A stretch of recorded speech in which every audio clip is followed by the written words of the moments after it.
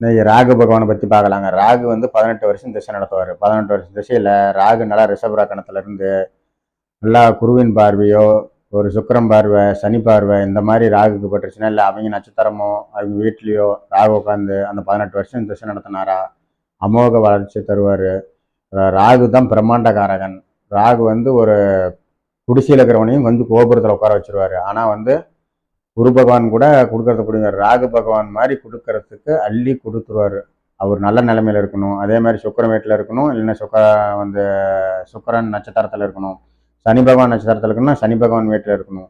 இந்த மாதிரி அந்த ராகு இருந்து அந்த ராகு திசை நடத்தினாரா அந்த ராகு வந்து பிரம்மாண்டத்தை கொடுப்பாரு. நல்லா சுகபோகங்களை கொடுப்பாரு. வீடு, வண்டி, வாகனம் அனைத்துமே அள்ளி கொடுத்துட்டு போயிடுவார் ராகு பகவான். அவ்வளோ நல்லா